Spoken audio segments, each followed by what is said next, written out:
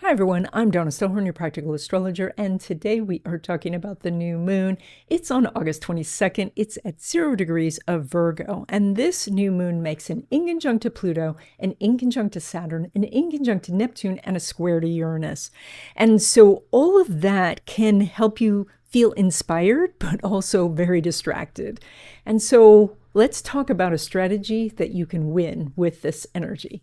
So this new moon forms a yod with Pluto on one side and Saturn and Neptune on the other side. And a yod is a configuration of two inconjuncts with a sextile. And the sextile is the secret sauce for making a yod work. And that is the sextile between Pluto and Saturn and Neptune. And so in very practical terms, what this means is that you're going to want to take something apart and then discard the broken pieces or change something and then put it back together in a new way. So right now, the solution to whatever problem you're trying to solve, whether that is with a decision, a routine, something about your work or a relationship, comes when you disassemble either how you got to this place or the building blocks that you use to say these are absolutes that have to happen to make this happen. When you take all of that apart and you lay it out in front of you, it becomes obvious what part is not working and you have a breakthrough. Now, all of that's pretty straightforward, but there is a problem with this chart, and that is the square to Uranus. And so with this square to the new moon, it's like there's something on the corner of your eye, and it's jumping up and down trying to get your attention. And so there's some sort of distraction. And that because it's a square, that's a fight. A fight is a situation where you could win or you could lose. And the thing that is at stake is your attention. So, but I'm going to tell you how to win with this energy, and that is because Uranus makes a trine to Pluto and a sextile to Saturn and Neptune. So when that little jumping thing starts to distract you, turn and give it your full attention and ask yourself, why is this thing trying to get my attention? What is compelling me to watch this video or listen to this podcast or talk to this person? Or how does this relate to what I am working on at this moment? You see, this new moon could give you vital information on the problem that you're working on, and it could come from some out-of-the-way source and that you would normally call a distraction that actually turns out to be the answer. And if you would like to know more about what's ahead for you in 2025 and 2026, I do readings. There's a link in the description. Okay, Scorpio, this new moon at 0 degrees of Virgo indicates that you could meet someone for a new friendship, that you could get into a new group of friends, that you could get together with some friends from the past and start to, like do Thursday nights out watching the game or something. Or you could also get involved in a new group or organization or rise in the ranks of an organization that you belong to. So any of these things, we see you more in the community, more connecting with others, out of the house, doing things. This is also really strong energy for gaining some new piece of technology, whether that's software or hardware, that really helps. Now, when it comes to love relationships, specifically new love, the energy is really strong for you because besides that usual sextile between Pluto and Neptune, Mars is making a square to Jupiter. That is that as you go out into these new situations, these new social venues and things, you could meet someone for a love relationship. Sparks could happen and you could make a really good connection. Now, when it comes to existing love relationships, Venus is making an opposition with Pluto. And this is an out-of-sign opposition. So you and your partner, who you get along most of the time, but occasionally there are points of contention.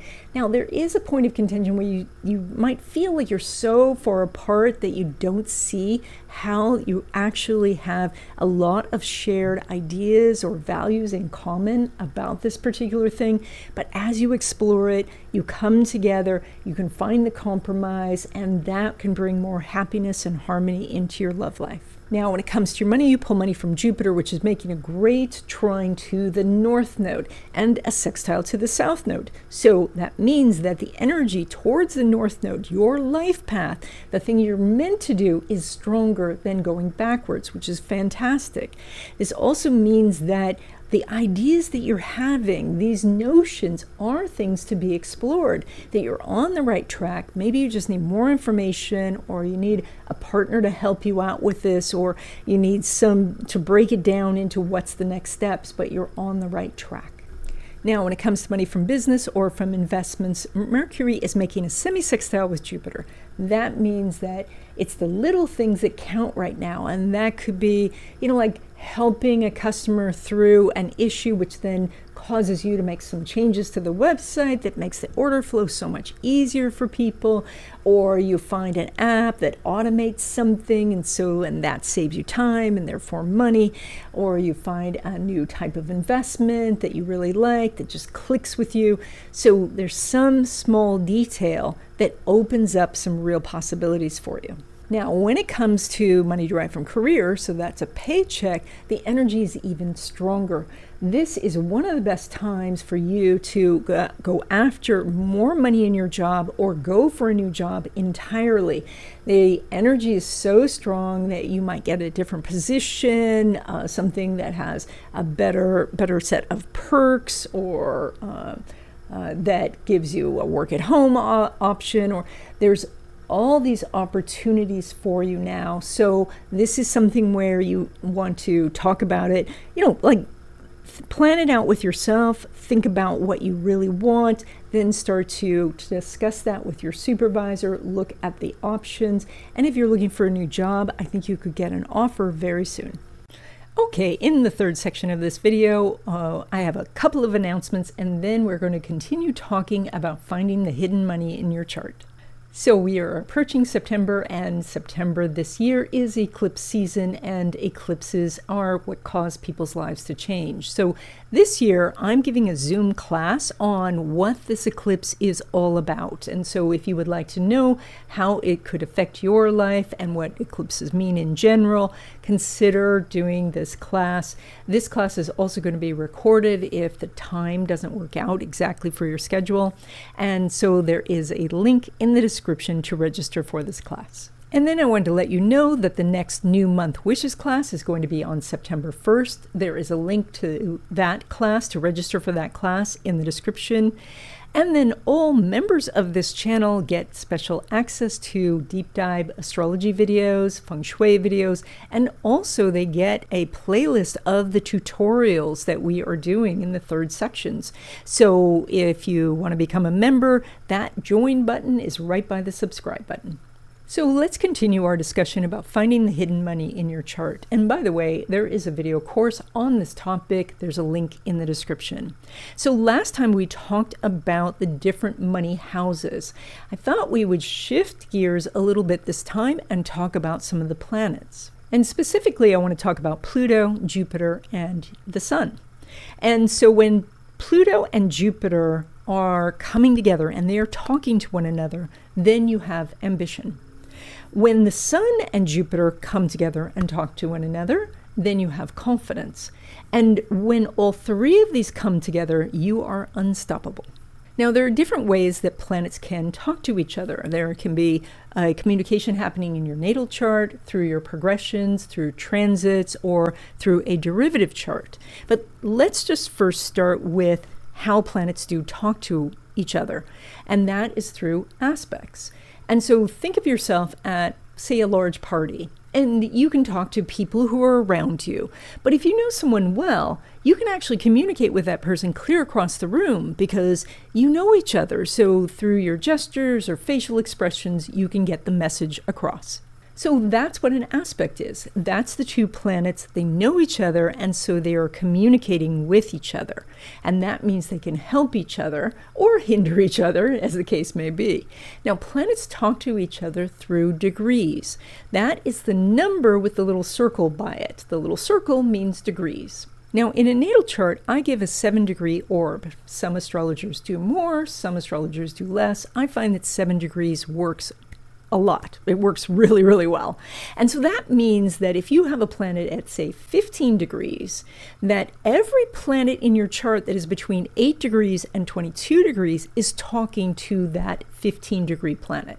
Now, they are all making different aspects depending on signs, but we're not going to think about that right now. We're just going to know that they are talking with each other. Now, there's 30 degrees in each sign, and there's 12 signs, and we number these degrees from 0 to 29. So if you had a planet at 0 degrees, it's talking to every planet in your chart that is from 0 to 7 degrees, but also going backwards, it talks to every planet that is from 23 degrees to 29 degrees.